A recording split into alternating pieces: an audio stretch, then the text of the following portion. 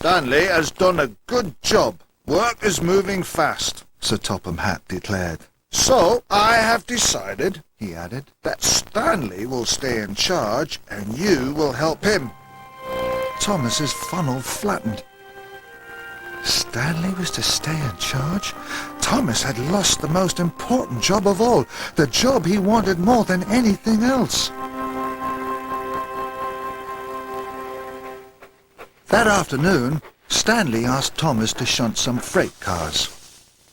"You're the best shunter ever, Thomas," Stanley chuffed cheerily. "I will be back for the freight cars very soon." Thomas was very good at shunting freight cars, and he also really liked shunting freight cars, but he didn't really like Stanley telling him what to do. Thomas chuffed unhappily to the freight cars. He wanted things back the way they were, before Stanley had arrived on the island.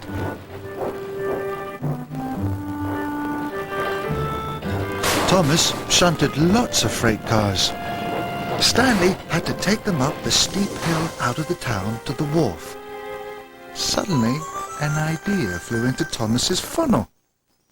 "If I shunt an extra long line of freight cars, Stanley will never be able to pull them," he puffed to himself. "Everyone will see he's not so strong after all. Then I will be in charge again." Soon, the cars were ready. They were very, very heavy. Stanley chuffed back. "My, that's a long train," he puffed. "Not for a strong engine like you," tooted Thomas. But Thomas knew it was too long and too heavy.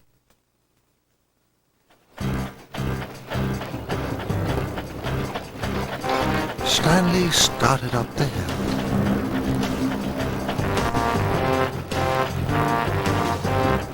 It was very steep. Stanley was doing his best. Stanley was using all his huff and all his puff. The trucks clanked, creaked. The train was far too heavy. Stanley's wheels spun and slid.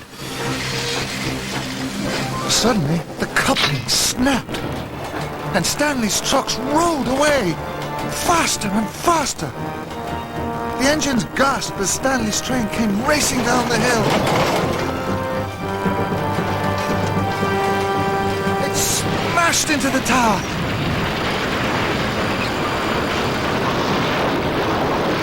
As the tower crashed to the ground, bricks and dust exploded everywhere. All the hard work was wasted.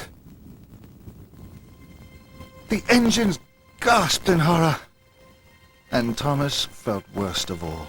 He knew it was all his fault. Sir Topham Hatt and Miss Jenny came to see what had happened. "This is a disaster," boomed Sir Topham Hatt. "Thomas," he asked, "why did you shunt so many freight cars for Stanley?"